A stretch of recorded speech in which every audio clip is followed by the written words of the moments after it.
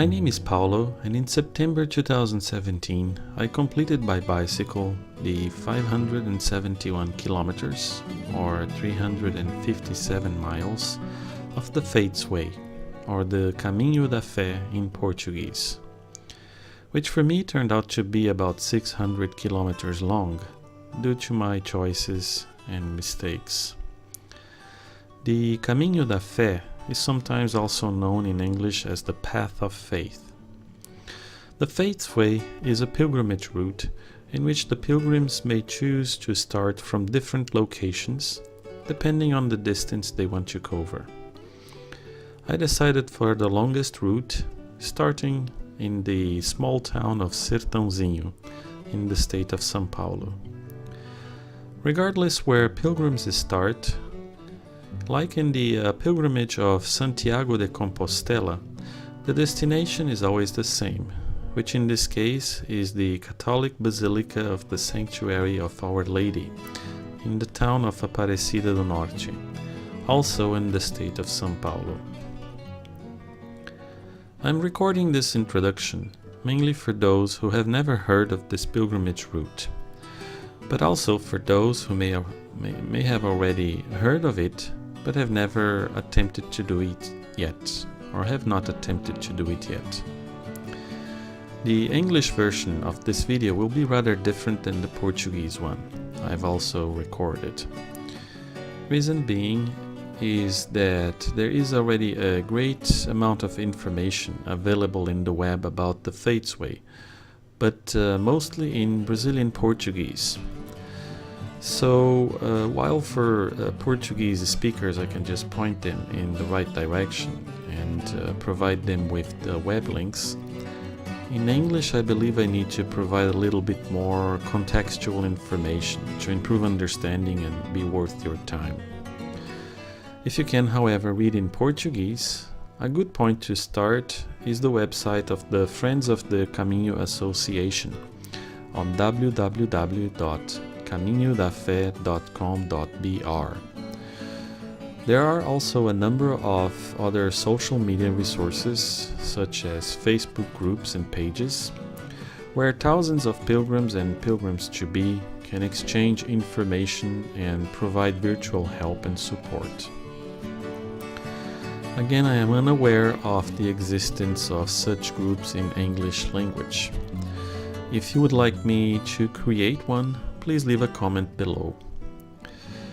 The Faith's Way was the brainchild of 3 Brazilian Compostela pilgrims, who, after having completed the pilgrimage in Spain a few times, had the idea of creating a similar pilgrimage route in Brazil, linking their hometown of Águas da Prata, which translates to Silver Waters in Portuguese, to the sanctuary in Aparecida.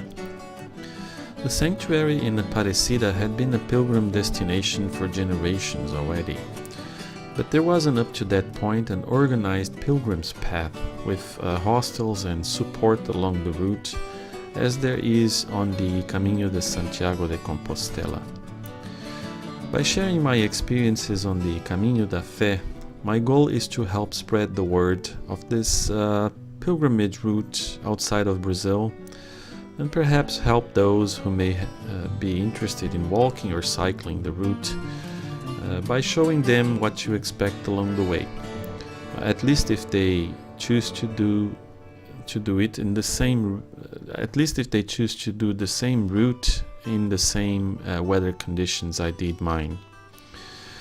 Please help me achieve my goal by clicking the like button or the thumbs up button in YouTube, leaving any questions and comments, and sharing this video with others who might be interested in these types of adventure or alternative forms of traveling.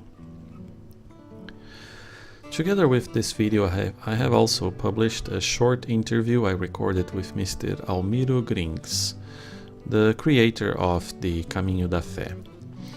I recorded the interview during my passage at the Friends of the Caminho Association, which also doubles as a pilgrim's hostel in the town of Águas da Prata when I got there during my pilgrimage. The video is in Portuguese with English subtitles. Well, the Caminho da Fé is not my first long-distance cycling pilgrimage. It is in fact the third one. In 2015, I cycled the 820 kilometers of the Caminho de Santiago de Compostela from the French town of Saint-Jean-Pied-de-Port, route known as the French Way. And in 2016, I cycled 2,048 kilometers from the English town of Canterbury in Kent to the Vatican City or Rome in Italy, in a pilgrimage route known as Via Francigena. It's honestly not easy to explain in detail why in the past 3 years I have been doing this, because every single one of them was different. But the most simple and concise answer would be, I like it. I like the physical and mental challenges and also the opportunities of introspection that such long bike rides allow, which are actually quite similar to those walking the way, but obviously not as time-consuming. I chose to start the Caminho da Fé from the town of Sertãozinho, mainly for two reasons. The first was because there was a certain logistical advantage for me to start the pilgrimage from there. There is a direct bus connection between the town I was living in Brazil at the time and the city of Ribeirão Preto in the state of São Paulo. And Ribeirão Preto is situated just 20 kilometers away from Sertãozinho, and therefore I would not need or not have needed to change buses. Plus, if you're carrying your luggage plus a dismantled bike with you in the bus. The second reason is because the route starting from Sertãozinho was, at the time I did it, at least the longest path to the sanctuary of Aparecida, and I was keen to spend more time on the road. If you look at the map of the Caminho da Fé, available for download from the web page of the Friends of the Caminho Association, you'll see that you may start your pilgrimage in many of the so-called branches of the route. The key to starting your pilgrimage and becoming an official pilgrim is the pilgrim's credential, which you'll find in many, but not all places along the route. All branches combine in Águas da Prata, which was where the Caminho da Fé was first created, and from there the route to Aparecida follows the original path. I already published all my experiences on the Caminho de Santiago in 2015 in the EyeCycled blog and also in the YouTube channel. But I'm still working on the posts and videos of the 2016 Via Francigena pilgrimage to Rome. With this video, I'm starting the blog posts and videos of the Caminho da Fé, which will follow the same basic principles of previous pilgrimage posts. As my goal is to show how my pilgrimage developed, I typically turned the camera on at the start of the day's journey and turned it off when I reached my destination for that day. By reading or watching my experiences, future pilgrims can perhaps use them as a guide and decide to follow the same route I did or not. As no one in their right mind would watch several hours of cycling videos, I recorded the entire journey using a type of video recording called time-lapse. A sample clip of this type of video is now playing in the upper right corner. In this type of recording, the camera takes a high resolution picture every half a second and internally builds a video with them at the end of the recording. This makes the video look as if it was very accelerated in time. In fact, each 10 minutes or so in real life represent about 10 seconds of video footage. So it's possible to watch an entire day in the journey in just a few minutes without missing a single meter of the track. The disadvantage of this type of recording is obviously the speed in which everything is shown and the vibration of the camera, which in an accelerated speed is much more pronounced and notable. This can be reduced with a device called a gimbal, whose function I already explained in previous blog posts and videos in the channel. The Caminho da Fé was the first time I used this device in a consistent manner and for long distances and periods of time.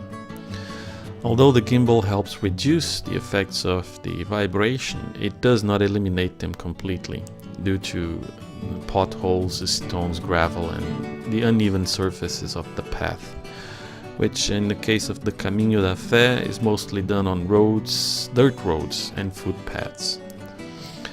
My intention is to publish posts and videos about the Caminho da Fé every 2 weeks, but I already know this may be just wishful thinking due to upcoming periods of intense travel and work. If you look at the map of the Caminho da Fé again, you'll see that between Sertãozinho and Aparecida there are 21 major tracks. My intention is to publish a time-lapse video for each one of them. I also want them to be bilingual, so current expectations are that I need to produce at least 42 videos, not counting this introduction video and other shorter videos I recorded along the way. This also added to the fact that I'll publish blog posts in English and Portuguese as well, containing pictures, tips and more information.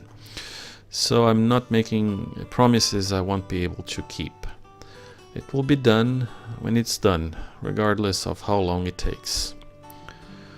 One could say there is a reason it is called the faith's way.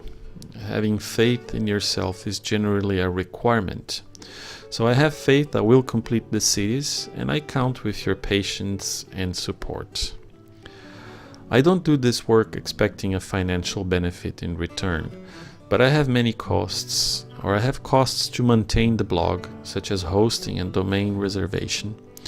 And this work demands a lot of my time.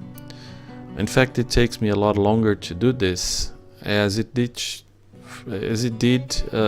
for me to write the entire way. So if you're feeling generous, there is a link in the blog through which you can contribute with a small donation to help maintain the blog running, and with coffee to help me going late nights. Well, I think that's all for now.